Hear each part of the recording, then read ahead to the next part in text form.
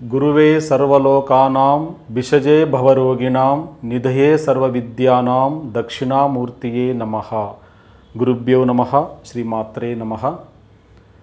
ధర్మపథం YouTube channel ప్రేక్షకులందరికీ నమస్కారములు. నేను మీ గురుప్రసాద్ జోషి. ఈరోజు మనము వశీకరణము విషయం గురించి కొన్ని విషయాలు తెలుసుకుందాం. ఎందుకంటే చాలామంది ఈ ఒక వశీకరణము విషయంలో చాలా ఇంట్రెస్ట్గా అడుగుతూ ఉంటారు, ఫోన్స్ వస్తూ ఉంటాయి. అందుమూలాన ఈరోజు ఈ వశీకరణం విషయం గురించి కొన్ని విషయాలు తెలుసుకుందాం.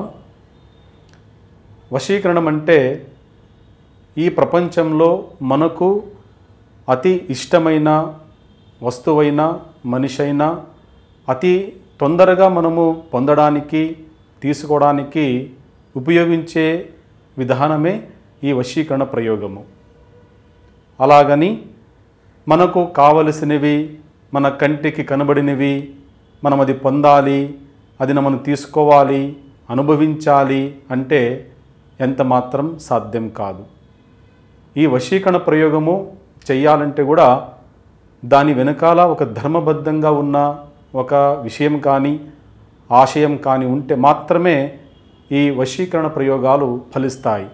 అంతే తప్ప వారికి మనసుకి నచ్చింది, మనకు కావలసినవి అధర్మంగా ఏదే ఆలోచన ఉన్నా కూడా చేసిన దాని బదులు ఇంకా మీకు నెగటివ్ సమస్యలు మరియు ధన నష్టము, అవమానము తప్పదని ఈ ప్రయోగ విధానం చెప్తున్నది. ఈ వశీకరణం అంటే చాలా రకాలుగా ఉంటాయి.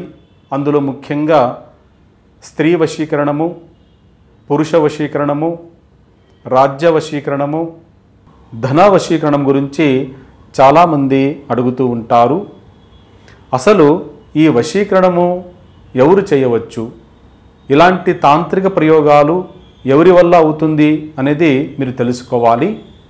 ఈ యొక్క వశీకరణ ప్రయోగము ఎవరు పడితే వారు చేయడానికి ఛాన్సెస్ ఉండదండి. ఈ యొక్క వశీకరణము చేయడానికి వారికి తపోశక్తి, జ్ఞానశక్తి, దైవశక్తి ఉన్నవారు మాత్రమే ఈ వశీకరణ ప్రయోగము చేయవచ్చు. మరియు స్త్రీ వశీకరణము ఎప్పుడు చెయ్యాలి, ఏ విధముగా చెయ్యాలి అంటే, ఎవరైనా ఒక స్త్రీ ఒక అబ్బాయికి మోసం చేసిందంటే, ప్రేమలో మాట తప్పిందంటే, వాళ్ళిద్దరి మధ్య మనస్తర్పములు, గొడవలు, తగాదాలు వస్తూ ఉన్నాయంటే, మరియు ఆ స్త్రీ ప్రేమించిన వ్యక్తిని కాకుండా వేరే పురుషుణ్ణి మ్యారేజ్ చేసుకోవడానికి ప్రయత్నిస్తూ ఉంటే, అలాంటి సమయంలో మాత్రమే ఈ స్త్రీ వశీకరణ ప్రయోగము చేస్తే ఫలిస్తాయి.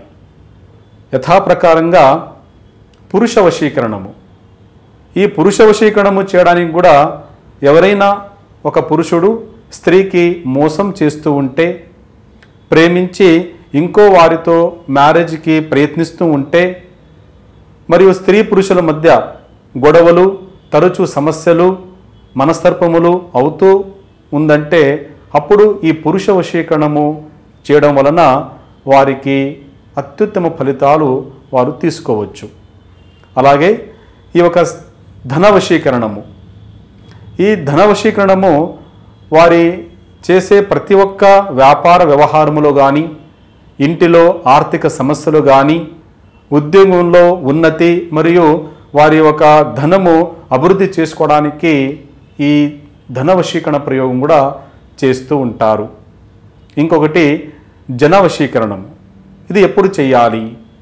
ఈ జన వశీకరణం ఎప్పుడు చేయాలంటే, మనము ఎంత నిదానముగా ధర్మంగా ఉన్నది చెప్పినా మన మాటకి ఒక వాల్యూ దక్కకపోతే, అక్కడ మాకు ఒక అవమానం అవుతూ ఉందంటే, ఎక్కడ పోయినా కూడా మన మాట చెల్లుబాటు కాకపోతే, లేకపోతే శత్రువులు మన పైన అనవసరంగా ఏదో అపప్రచారం చేస్తూ ఉన్నారంటే, లేదా మన ఇంటి అక్కపక్కల ఉన్నవారు కూడా గొడవలు పడుతూ ఉన్నారంటే, అప్పుడు ఈ జన వశీకరణ ప్రయోగంతో మన సమస్యల్ని దూరం చేసుకోవచ్చు. ఈ యొక్క వశీకరణము ఎవరిపైన చేయకూడదంటే, ముఖ్యంగా గర్భిణీ స్త్రీలపైన, మంత్రదీక్ష తీసుకున్న వారిపైన, అంగవైకల్యం ఉన్న వారిపైన మరియు ముసలితనం ఉన్న వారిపైన ఈ వశీకరణ ప్రయోగము చేస్తే పాపము మరియు అది ఫలితము మీకు దక్కదు. అందువలన ఈ వశీకరణము చేయడానికి ధర్మమైన కొన్ని విషయాలు మరి నియమాలు సరైన గురువుతో సంప్రదించి ఈ వశీకరణము చేయడం ద్వారా వారి సమస్యలు శాశ్వతంగా పరిష్కారం చేయవచ్చు. గురుభ్యో నమః.